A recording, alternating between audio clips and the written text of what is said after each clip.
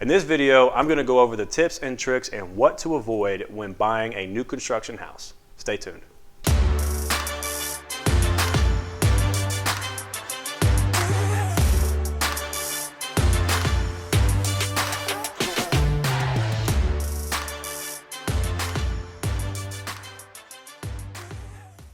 What's up everyone, Andrew here with the Lake Team. Welcome back to our channel. We have another great video for you guys today.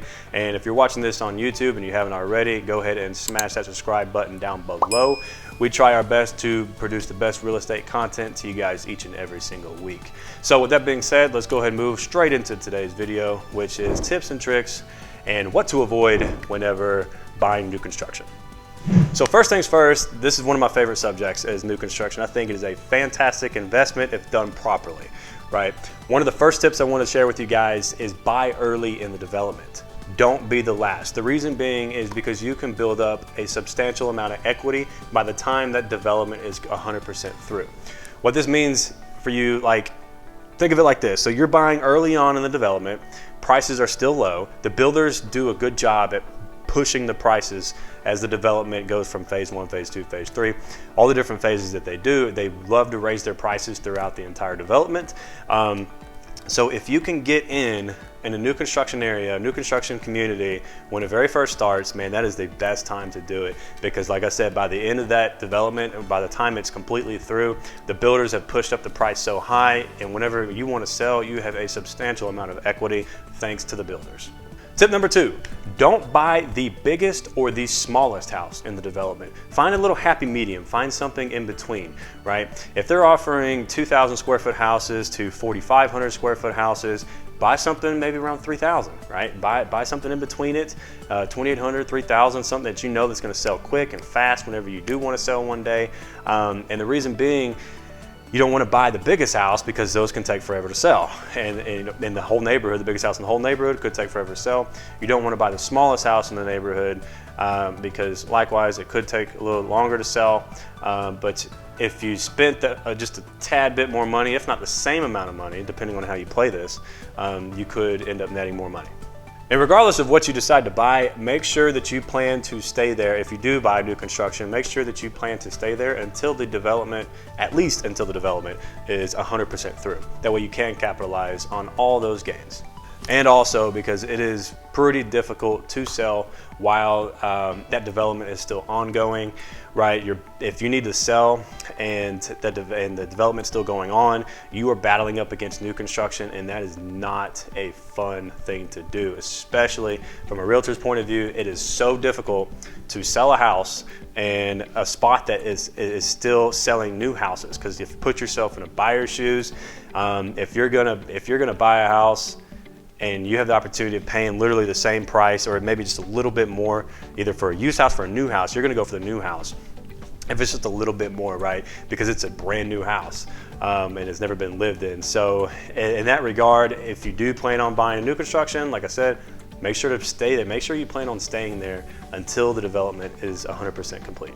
So the other thing I want to talk to you guys about is try to get the most square footage for the best price possible. It's going to help you out tremendously in the long run when it comes to building equity, especially whenever the development is 100% complete. So again, get the most square footage that you possibly can for the least amount. But in between, right? Not the biggest house, not the smallest house, but make that happy medium. Look at the floor plans, look at the prices that they're charging, and then you pick from there. Like, okay, well, this is a happy medium, and I want the most square footage of that. If you're not buying an inventory home that the builder has already built for you guys, and you want to build it yourself from the ground up, what I would suggest to you guys is limit yourself at the design center. The builders do a good job. I made a comment on one of my previous videos that I did. The builders do a fantastic job at charging people a hefty premium when it comes to going to the design center. They have levels 1 through 10, right? They have levels 1 through 10, and 10 being the most expensive, 1 just being whatever free stuff comes with the builder grade garbage, basically. But limit yourself on what exactly you're going to get from the design center. If you don't care, whatever, you know, just spend all the money you need to, all the money you want. But a smarter choice, in my opinion, is to maybe do 1 or 2 items of an upgrade. The rest, I would literally just hold off on. I would get whatever comes with the house, whatever is standard with the house, and then make those upgrades after I move in.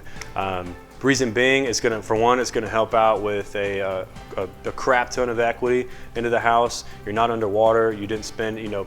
So let's say the house starts at 300, but by the time you get by the time you leave the design center, you're at 350, right? I mean, it can be that easy, seriously. In a matter of 2 hours, you picked up, you know, $50,000 in upgrades that would probably ultimately cost you maybe 15 to 20 grand to do it on your own. So the savings are substantial. If you want to, you know, play it smart, that would be my advice. Limit yourself at the design center and do the upgrades that you want to do periodically. All right, so the next tip that I want to talk to you guys about is relatively simple and easy. You can do it yourself. Anybody could do it, actually. Is take pictures. Take pictures of the build, you know, at different phases, right? Take pictures of, you know, the rough plumbing that happens. Take pictures of the foundation once it happens. Whenever they throw up their framing work, I would highly suggest taking pictures, especially after they run all of their plumbing, all the PEX tubing and all that good stuff, all the electrical wires.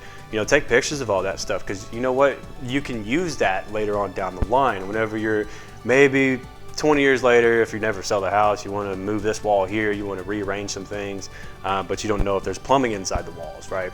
Or you want to hang some stuff up, you want to make something cool, I don't know, but you know where all like the studs are, you know where all the plumbing would be, because you took the time to actually take some pictures throughout the entire building process. So it's really cool. We've actually did that in our first house. We took a bunch of pictures throughout the process, and we used it a couple of times because I was scared when I was going to screw something in the wall in one particular spot that there might have been some PVC behind there, and I would have just made a big fat mess, right? But you know, I would suggest, you know, go out there throughout the process and take some pictures, save it in your phone, put it on your computer, whatever. The way you can always revert back to at a later date should you need to. All right, one of the very last tips, and I can't stress the importance of this enough: get your own inspection done. I don't care what the builders tell you. I don't care what the builders and GC, the general contractors, tell you that their inspections came back good. I do not care. They do not work for you. They work for themselves. They work for the builders.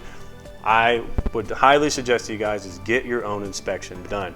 If they say the property is 100% complete, go ahead and call an inspector, a local inspector somewhere here in the city of Houston, and get them out there to inspect all their framing work, all the plumbing, all that good stuff, all that fancy smancy stuff. Get that done, because just because it's a new construction house does not mean there are no issues with it.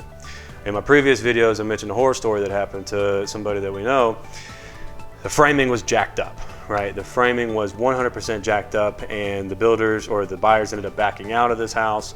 But the sad part is the builders are going to sell it to somebody else, and somebody's going to buy it.